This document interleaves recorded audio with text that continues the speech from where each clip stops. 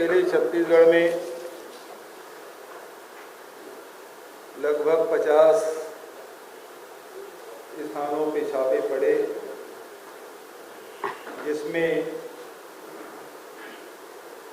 कुछ अधिकारी हैं, कुछ कार्यकर्ता हैं और हमारे राष्ट्रीय सचिव भाई देवेंद्र यादव के यहाँ भी और मेरे निवास में भी छापा पड़ा।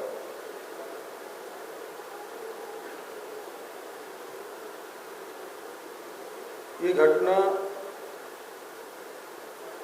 इस रूप में देखा जा सकता है कि उल्टा चोर कोतवाल होगा। 2022 की घटना कि महादे एक सट्टा चल रहा है। SP collector conference new circuit house में हुआ और वहीं पहली बार निर्देश मुख्यमंत्री रूप में मैंने दिया कि इसके खिलाफ व्यापक कार्रवाई होना चाहिए और सबसे पहले एफआईआर दुर्ग में, रायपुर, बिलासपुर और लगभग 70 से अधिक एफआईआर पूरे प्रदेश में। और उस कार्रवाई के तहत लगभग 200 गिरफ्तारियां हुई, 2000 से अधिक बैंक खाते सीज की गए, 160 से अधिक मोबाइल और लैपटॉप भी सीज किया गया, गैजेट्स, ढेर सारे गैजेट्स जब्त किए गए। उसके बाद चूंकि जुआ एक्ट मध्य प्रदेश से छत्तीसगढ़ में अनुकूलन हुआ था 2000 में और उसमें उस समय ऑनलाइन मीटिंग नहीं होता था क्योंकि सिस्टम ही नहीं था और इस कारण से फिर मार्च 2022 में ही बजट सत्र में एक विधेयक लाया गया जिससे उस कानून को और भी कड़ा किया गया, जो उसमें उसके दंड को बढ़ाया गया, समय की वृद्धि की गई और राशि में वृद्धि की गई और ऑनलाइन बेटिंग को भी सट्टे के रूप में उसको परिभाषित किया गया। उस समय महन जी विधानसभा का अध्यक्ष थे, श्री डेरिया जी मंत्री थे। उस समय एक कानून लाया गया। तो हमारा उद्देश्य जुआ सट्टा को रोकने का था। यदि रोकने का नहीं होता तो एक ही एफआईआर, जिस प्रकार से आंध्र प्रदेश में एक एफआईआर हुआ उसके बाद कोई एफआईआर नहीं।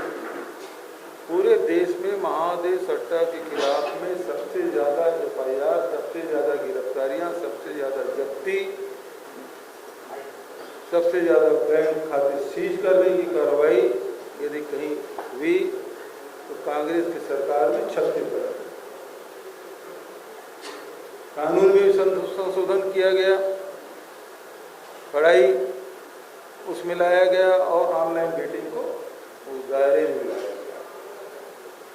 हमारा उद्देश्य तो बहुत पवित्र था कि आम जनता या नौजवान सट्टा में बर्बाद न हो, परिवार बर्बाद न हो। जुआ सट्टा से कोई परिवार आबाद होते नहीं मिलेगा, केवल बर्बाद ही होना है। इसलिए कड़े कानून लाए गए थे, कार्रवाई की गई। उसके 6 महीने बाद ईडी उसमें इंटरफियर करती है और उसके बाद कुछ लोगों की गिरफ्तारियां होती हैं। इस बीच में क्योंकि सौरभ चंद्राकर, रवि उप्पल नेहरू नगर के ही निवासी थे और महादे सट्टा को दुबई से ही संचालित कर रहे थे, तो राज्य सरकार कार्य क्षेत्र के बाहर का मामला है। भारत सरकार को हमने पत्र भी लिखा कि उनकी गिरफ्तारी होनी चाहिए। फिर दोबारा पत्र लिखा कि लुकआउट सर्कुलर जारी किया जाए, लेकिन उसकी गिरफ्तारी आज तक नहीं हुई। ऑनलाइन जो बेटिंग है, गूगल को हमने लिखा कि आपके साइट से ये ऐप खेला जा रहा है, उसको बंद किया जाए, तो उन्होंने बंद कर दिया। लेकिन व्यापक पैमाने पर दूसरे प्लेटफॉर्म में जो ऑनलाइन बेटिंग हो रही है, उसके रोकने का क्षेत्राधिकार भारत सरकार को भी हमने प्रधानमंत्री के पत्र लिखा कि ऑनलाइन बेटिंग चल रही है, इसे रोका जाए, इसे पूर्ण प्रतिबंध लगाया जाए। तो राज्य सरकार की ओर से, अधिकारियों की ओर से कार्रवाई की गई, लेकिन ईडी इस मामले में राजनीति करना शुरू की। अभी तक के सीबीआई भी रवि उत्पल और सौरभ चंद्राकर को ढूंढ रही है, लेकिन एक नया नाम आता है शुभम सोनी का, अचानक प्रकट हुआ बिल्कुल चुनाव के नज़दीक, और उसका वीडियो जारी होता है। वीडियो जो है वो ईडी ने जारी नहीं, भारतीय जनता पार्टी के कार्यालय से जारी। और जो असीम दास उसका मित्र था शुभम सोनी का, उस घटना को भी आपको याद दिला देता हूँ। शुभम सोनी ये कहते हैं कि उस वीडियो में कि सौरभ चंद्राकर या रवि उत्पल इसके मालिक नहीं है, वहां दे सकता है। अधिकारियों की ओर से कार्रवाई की गई, लेकिन ईडी इस मामले में राजनीति करना शुरू की। अभी तक के सीबीआई भी रवि उत्पल और सौरभ चंद्राकर को ढूंढ रही है, लेकिन एक नया नाम आता है शुभम सोनी का, अचानक प्रकट हुआ बिल्कुल चुनाव के नज़दीक, और उसका वीडियो जारी होता है। वीडियो जो है वो ईडी ने जारी नहीं, भारतीय जनता पार्टी के कार्यालय से जारी। और जो असीम दास उसका मित्र था शुभम सोनी का, उस घटना को भी आपको याद दिला देता हूँ। शुभम सोनी ये कहते हैं कि उस वीडियो में कि सौरभ चंद्राकर या रवि उत्पल इसके मालिक नहीं है, वहां दे सकता है, उसका मालिक तो मैं हूँ, ये लोग मेरे अधीनस्थ कर्मचारी हैं। तब भी मैंने प्रश्न उठाया था कि ऐसा मालिक बहुत कम मिलेगा जो अपने नौकर की शादी में 200 करोड़ रुपया खर्चा करे और चार्टर प्लेन करके बॉम्बे का सारे हीरो हीरोइन को ले जाए। ये हुआ भी, बहुत सारे लोग उसकी शादी में यहाँ गए थे, वो भी आपको स्मरण होगा। असीम दास यहाँ आते, एक होटल में रुकते हैं और उसके बाद वो पकड़ा जाता है। वो गाड़ी किसकी थी?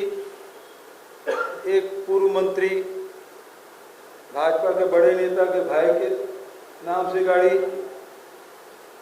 आप देखेंगे उसके फोटो भाजपा के नेताओं के साथ मिलेगा, सौरभ चंद्राकर के फोटो भाजपा के नेताओं के साथ मिलेगा, असीम दास के फोटो भी भाजपा के नेताओं के साथ मिलेगा।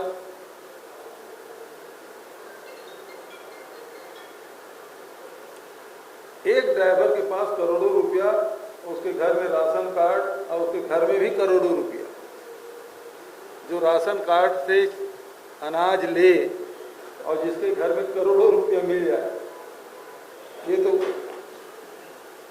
इसके बारे में क्या कहा जा सकता है।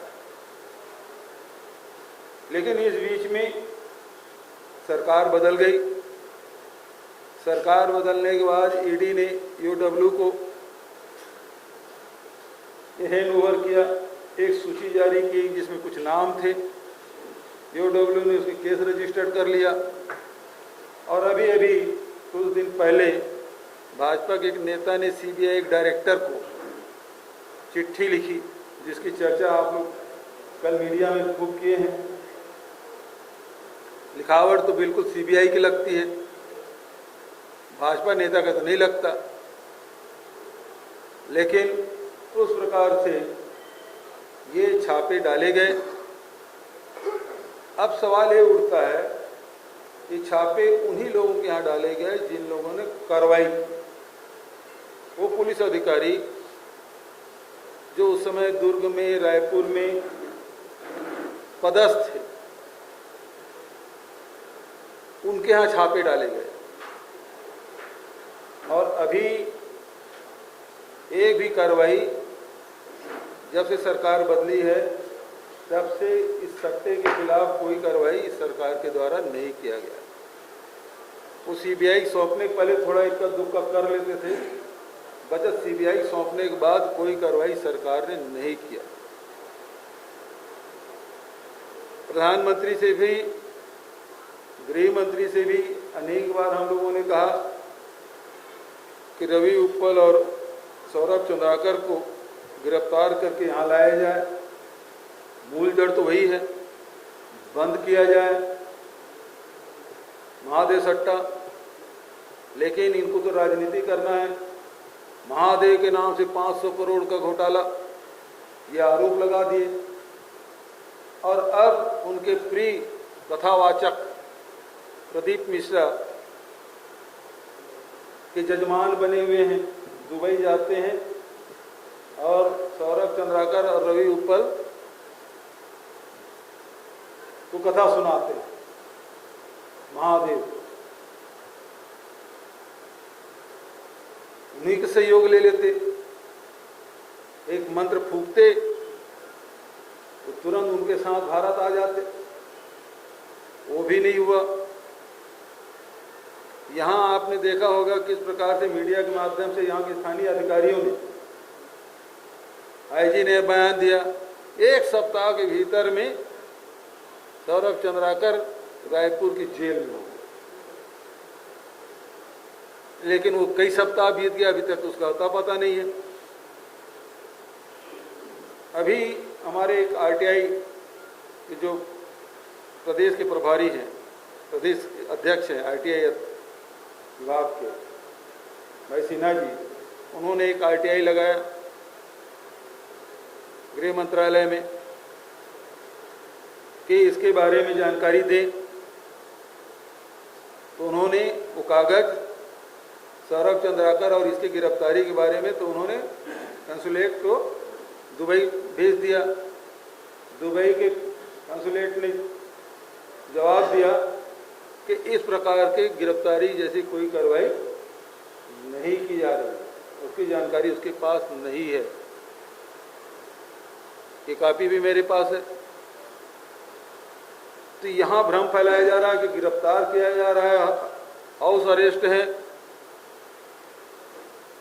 वहाँ जवाब, लिखित जवाब आता है कि ऐसा कुछ नहीं है। अब चर्चा में ये बात है कि वो दूसरे देश की नागरिकता उन्होंने ग्रहण कर ली है, ये चर्चा की बात है। अब उस चर्चा में अब इसी प्रकार के अब देखेंगे